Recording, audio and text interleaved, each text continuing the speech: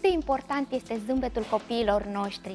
Perluțele acelea frumos aliniate au o importanță și în societate, așa cum este privit copilul, dar au și o importanță asupra sănătății.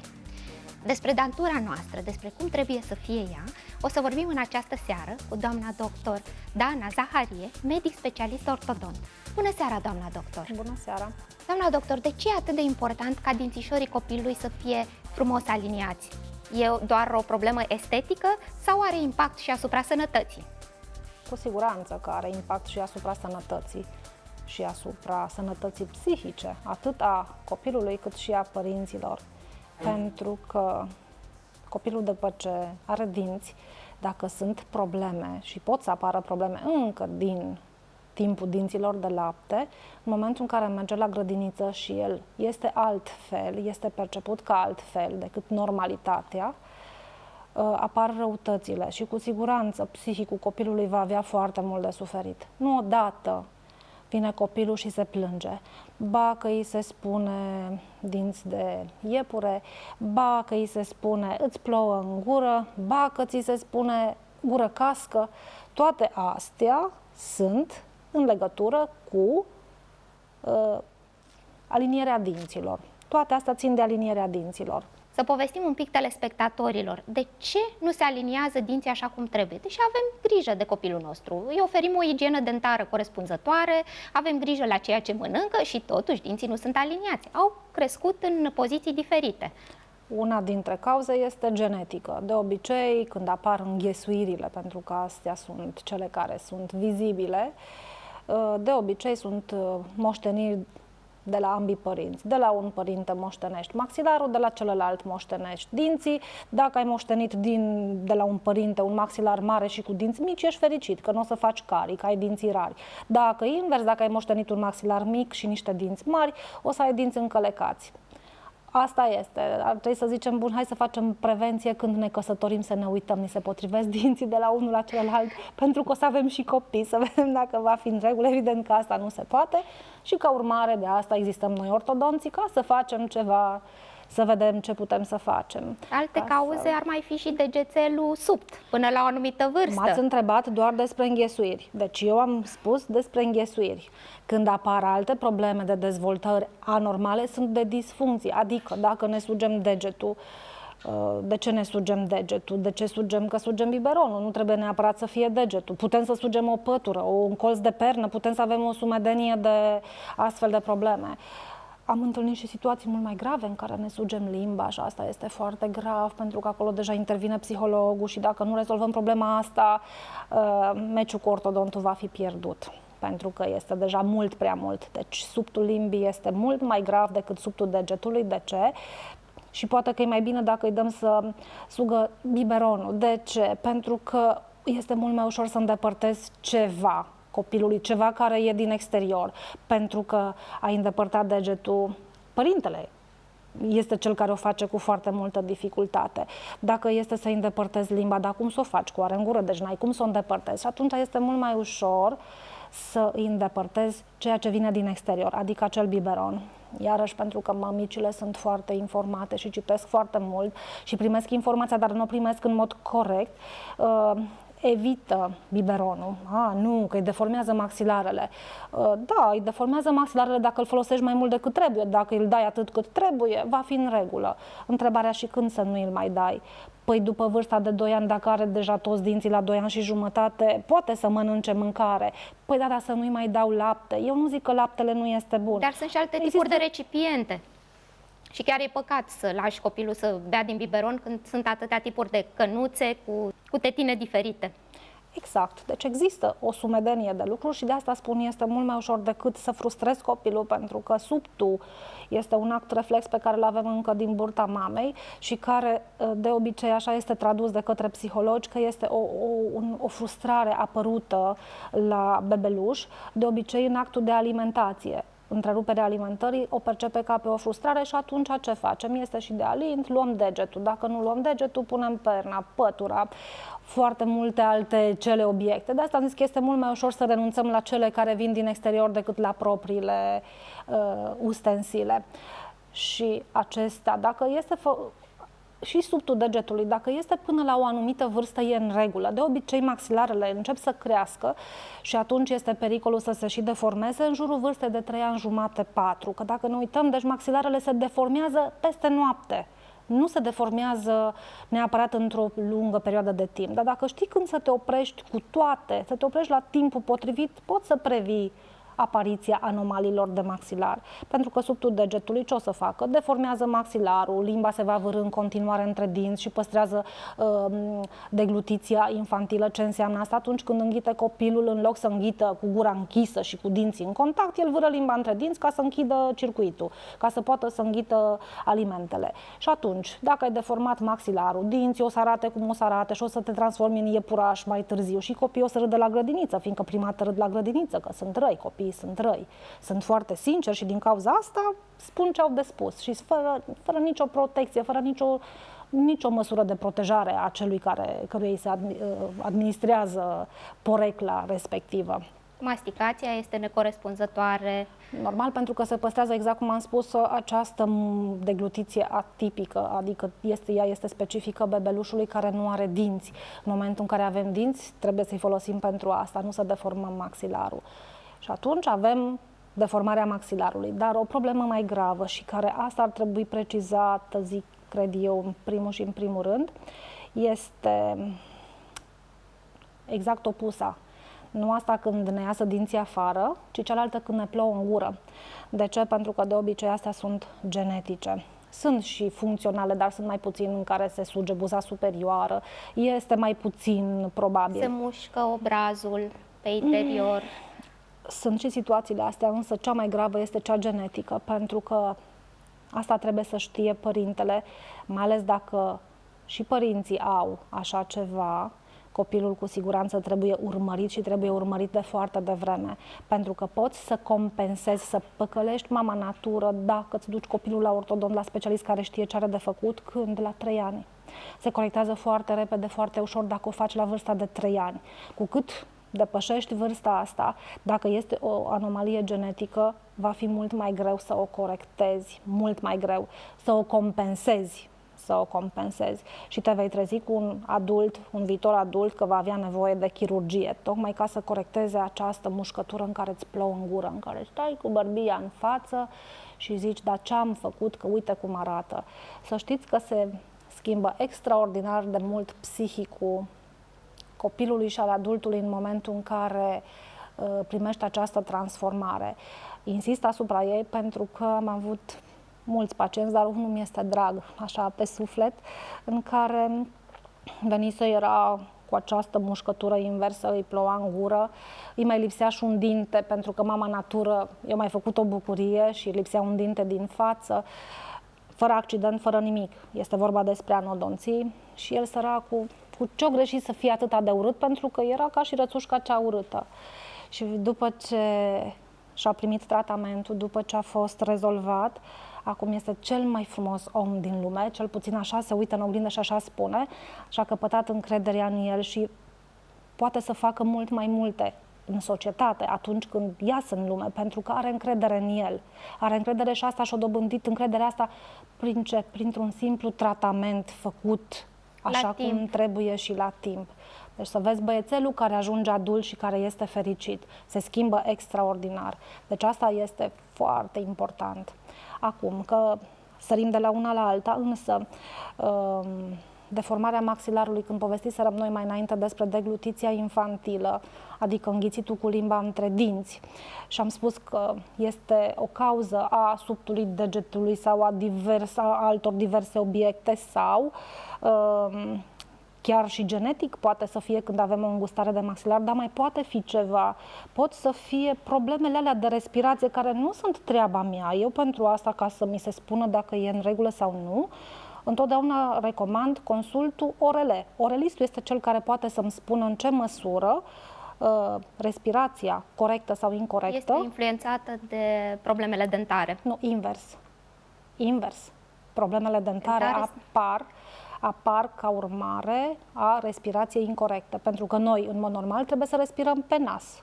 nu pe gură. Dar dacă avem obstrucții la nivelul nasului și nu putem respira, trebuie să respirăm și noi pe unde putem. Și zici, păi da, nu stă cu gura căscată, nici nu trebuie. Este suficientă întredeschiderea pentru ca fibrele musculare să se alungească și să ne comprime maxilarul.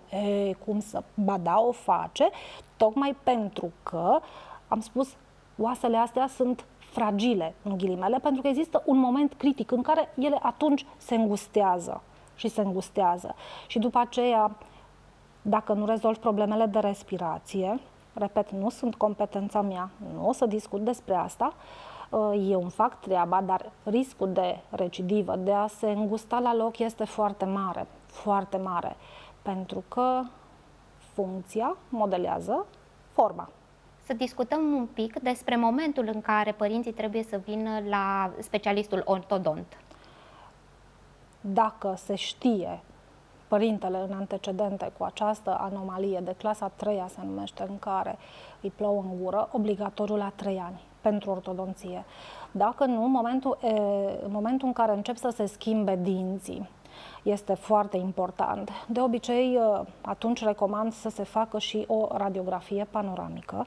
De ce? Pentru ca să pot să am cunoștință despre ce se întâmplă cu viitorii dinți.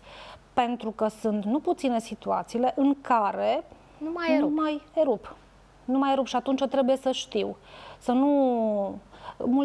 Sunt unii părinți care se tem de aceste vai, dar să-mi iradiez copilul. Deci dozele de radiații care se primesc în momentul de față la astfel de radiografii, când sunt radiografii moderne, radiografii digitale care au doză mică de radiație, este cât expunerea la 10 minute la soare, adică este practic egal cu 0. Nu cred că ar trebui să mai constituie o problemă, dar eu cred că este foarte important să știi ce se va întâmpla cu dinții care trebuie să rămână acolo, din punctul meu de vedere, pentru toată viața. Dinții îi ai ca să-i ai până când trăiești. Așa cum degetele le ții pentru că ți le-a dat Dumnezeu și mama natură să le ai acolo, și dinții trebuie să ai grijă de ei să rămână acolo. Dacă nu-ți pasă, poți să-i scoți, să-ți pui implanturi, să-ți pui proteze, să-ți faci lucrări, dar eu cred că este important să-i ai pe ei tăi, că de-aia ți-a dat acolo. Să fie cei naturali, pentru că așa sunt și mai bine acceptați de organism și noi funcționăm mult mai bine cu dinții noștri. Și mă întrebați, dar de ce ortodonție? Dar de ce nu putem, dacă mama natură și Dumnezeu ne-a pus dinții acolo și ne-a lăsat strâmbi, înseamnă că noi așa trebuie să fim, dacă mama și tata s-au crucișat și nu au avut grijă. Păi poți să zici că ok, poți să-i lași acolo, poate că tu te speli foarte bine și că n-ai nicio problemă. Din experiență pot să vă spun însă că toate tipurile de anomalii, mai devreme sau mai târziu, se complică. Dacă sunt înghesuiți, te speli bine. Oricât de bine te speli, așa cum o să spun mereu, nu o să te poți spăla atât de bine încât să nu mai fie nevoie și de altcineva profesionist care să o facă după tine. Și atunci, în locurile alea unde sunt încălecați, unde dinții stau unii peste alții, este foarte simplu să rămână acea placă bacteriană care, în condiții de imunitate scăzută, de stres. Am constatat eu, ca și paranteză, că cel puțin copiii aflați în perioadă de stres fac mult mai ușor carii. N-am explicație, n-am făcut niciun studiu, dar am văzut copii aflați în pragul examenelor, care n-au probleme și care dintr-o dată se transformă în carii și atunci imunitatea care îți scade, dinții fiind înghesuiți, ai toate condițiile pentru a face o carie. Este cea mai simplă complicație care poate să apară de la un dinte înghesuit. 1. 2. Da, și dacă dinții îți stau în afară, depășești momentul psihologic, asta este, eu așa vreau să rămân. Da, dinții dacă stau afară sunt mai uscați. Uscăciunea dinților poate fi o altă cauză pentru apariția carilor. Iarăși am spus, prima complicație. Când ai o carie, asta înseamnă că deja ai o complicație. Înseamnă că dintele tău are deja o problemă și că nu mai este în regulă și va trebui să ai grijă și mai mult de el. Dacă îți plouă în gură, dacă nu te deranjează, poți să stai, însă în timp cu siguranță că o să apară tulburări și o să te doară capul. Și când nu o să știi de la ce te doare capul, când o să te duci în toate părțile și o să-ți spună ești nebun, n-ai nimic, ba, nu e chiar așa, poate că ar trebui să vezi dacă muști cum trebuie, dacă dinții tăi calc așa cum trebuie unul pe altul, pentru că am întâlnit și situații de genul ăsta în care doar niște plombe puse într-un fel anume, ca să fiu elegantă, au dus la niște tulburări în articulație, niște dureri de cap și dureri în tâmple, fără să știe de ce. Schimbat 4 plombe și după schimbat 4 plombe, wow, nu mai am nicio problemă. Asta înseamnă că este extraordinar din punctul meu de vedere și atunci, de asta spun, dacă vrei să stai cu anomalia asta și vrei să-ți plouă în gură pentru că nu te deranjează, s-ar putea să te gândești, dar de ce să-l las și să ajung la complicație? S-ar putea să nu o am pentru că creierul meu este mai șmecher și se va adapta în timp, dar poate că nu se va adapta. Și dacă nu se adaptează, de ce să ajung acolo? Că o să fie poate mai greu să tratez, fiindcă dacă n-am tratat la timp și trebuie să mă duc la chirurgie, s-ar putea să nu-mi placă și să fie foarte greu, dar ca să scap de dureri, poate că o să o fac. Și atunci prevenim prin ortodonție posibile. Nu obligatoriu. Din păcate aici contează foarte mult informarea părinților. Mulți nu se gândesc, lasă copilul să fie așa, că așa l-a făcut mama natură. Și nu ajung undeva la un cabinet specializat ca să fie informat, să înțeleagă ce se poate întâmpla mai târziu dacă nu au grijă de dinții copilului. Bun, dar ce tratament este de urmat dacă sunt dinții încălecați, de exemplu, sau sunt aceste probleme de care ne-ați povestit? În funcție de vârstă, tratamentul va fi individualizat. Pentru că dacă în perioada dinților de lapte trebuie să facem modificări minime, dar cu care vom face lucruri mari, de obicei nici nu am nevoie de aparate, neapărat. În primul rând trebuie să reeducăm funcțiile, deci asta se face în primul și în primul rând. Dacă am reușit treaba asta în copilărie, s-ar putea ca pe viitor să nu mai am nicio problemă.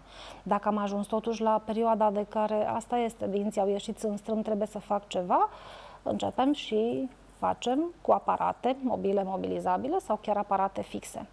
Din punctul meu de vedere, sunt foarte mulți colegi care încep tratamentele cu aparate fixe foarte devreme. Înaintea schimbării dentiției de lapte? Da, deci înainte.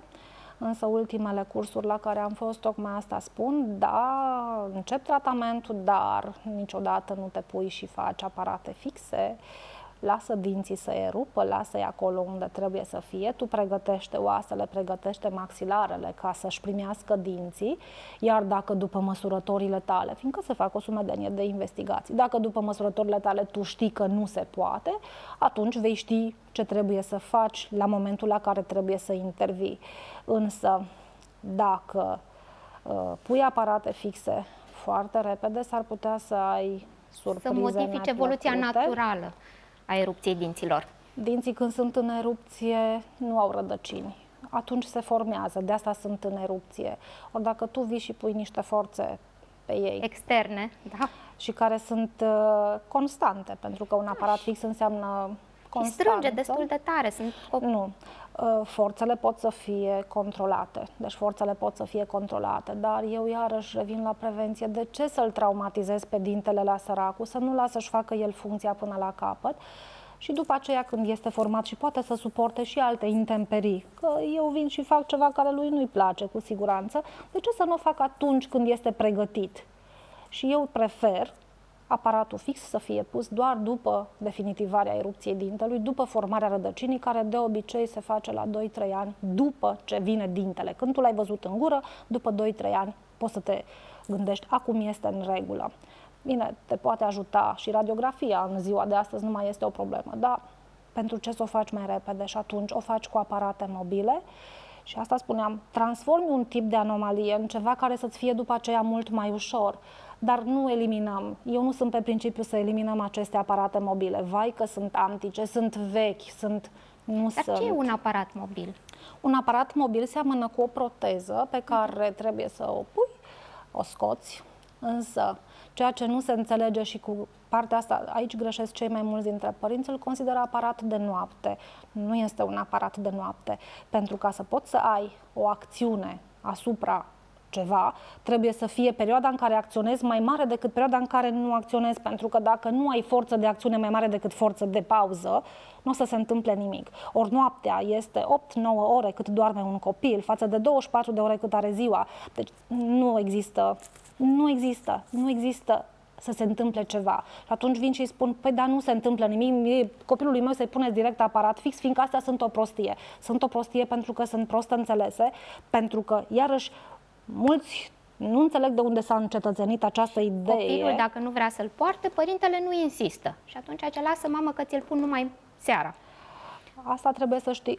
Eu am constatat un singur lucru. Să știți, copiii, dacă știi tu, ca și doctor, și dacă știi tu cum să vorbești cu copilul, copilul te ascultă mai degrabă pe tine decât își ascultă părintele. Problema este părintele, întotdeauna, pentru că părintele, dacă înțelege prost, acasă, face ceea ce a înțeles el. Iar tu, dacă i-ai spus copilului că trebuie să-l poarte 14 ore, părintele o înțeles că trebuie să-l poarte noaptea, dar nu știi de unde, atunci o să-i spună copilului, nu te duci cu el la școală, că îl pierzi, că așa, dar tu trebuie să responsabilizezi copilul, pentru că dacă el nu-și dorește, nu o să poți niciodată să faci nimic. Dacă acel copil, adult, egal, dacă acel pacient nu are încredere că tu ceea ce îi faci este spre binele lui, nu va funcționa nimic, pentru că el nu va colabora cu tine. De asta pentru mine este foarte important la consultație. Primul lucru când vine părintele cu copilul, eu nici măcar nu bag în seamă părintele. Poate că părintele mă consideră că sunt prost crescută, nu mă interesează. Eu am discuția cu copilul, eu tratez copilul dacă este copil. Eu lui trebuie să-i acord atenție. În momentul în care copilul se uită în ochii mei, știu că este al meu, că este dăruit, eu lui și el mie, și va funcționa. De asta funcționează, altfel nu funcționează. Dacă stau cu spatele către copil și încerc să explic părintelui care va înțelege ce va vrea el din toată multitudinea de informație pe care a căpătat-o, citind, întrebând în stânga, în dreapta, copilul nu va înțelege nimic și va pleca și va spune: ce am făcut eu aici, am pierdut timpul. Deci întotdeauna atenția este îndreptată spre copil. Acele aparate mobile vor fi purtate atât cât trebuie și cum trebuie, dacă ai colaborarea perfectă cu copilul. Este foarte important ca tu să-i spui întotdeauna cât timp durează. Din păcate, cu aparatele mobile nu o să poți niciodată să precizezi cât timp durează tratamentul. Dar, din fericire, există un sistem special care e la fel de în regulă ca și multe alte tratamente și de care eu sunt foarte încântată, tot mobilizabil, deci în aceeași sferă, și care să mă ajute pe mine să modific doar ceea ce doresc să modific și ceea ce este extraordinar, că fiind computerizat, că știința, tehnologia avansează, poți să-i spui cât timp trebuie. Este un lucru foarte important. Prefer să-i spun întotdeauna mai mult, pentru că dacă îi spui mai puțin cu o săptămână și durează mai mult cu o săptămână, tragedia este maximă. Dacă îi spui aproximativ și să te ții și de cuvânt, dar și el să respecte ceea ce i-ai spus tu, ai fotografii. Înainte, după, toată lumea este fericită, pentru că n-am mințit nici unii dintre noi. Așa că în ziua de astăzi, spre deosebire de acele aparate antice, avem avantajul că putem să precizăm aproximativ, cu plus-minus, dar asta este marja pe care mi-au eu, cât timp durează tratamentul. Și atunci rezultatele sunt într-adevăr fantastice. Se poate ca prin protezele mobile să nu se rezolve problema de prima dată. Ce urmează apoi? Pot să urmeze mai multe tipuri de aparate, depinde de cât de complexă este anomalia. Sunt situații în care chiar oricât te străduiești, nu o să poți să le rezolvi doar strict tu, că tu ești grozav. Nu le poți face pe toate, că nu ești Dumnezeu. De asta avem nevoie de chirurgie, câteodată avem nevoie și trebuie să apelăm la chirurgie. Când anomalia instalată este atât de gravă încât deja afectează într-o măsură iremediabilă oasele, și nu mai ai ce face, din păcate, nu o să mai ai ce să faci decât să apelezi la chirurg. Dar iarăși vin eu și spun: dar de ce să ajung până acolo? De ce să nu-l aduci la 7 ani? Dacă trebuie, sau la 3 ani prima dată. Că dacă nu e ok, îți spune: nu mai veni decât atunci, sau vino peste un an, sau vino la 4 ani, sau știe doctorul ce să-ți spună și sunt sigură că toți colegii mei știu asta. De ce să-l lași ca să ajungă să aibă nevoie de chirurgie? Poate colegii mei chirurgi o să spună: păi ce faci tu acum, că vrei să nu avem noi de lucru? Ba da, dar de ce să avem suferință? Eu sunt împotriva suferinței. Eu nu sunt de acord să suferim. De ce să suferim? Vă mulțumim foarte mult, doamna doctor. Mare drag. Cât de repede se scurge timpul când avem multe lucruri interesante de povestit. Dacă v-au plăcut subiectele noastre și vi s-au părut foarte bune pentru sănătatea dumneavoastră, urmăriți-ne pe TVR3, TVR Timișoara și TVR Plus. Și nu uitați de pagina noastră de Facebook, Tableta de Sănătate Timișoara, unde așteptăm sugestiile și întrebările dumneavoastră. Cu drag, pe data viitoare, a fost dr. Irena Alexoi.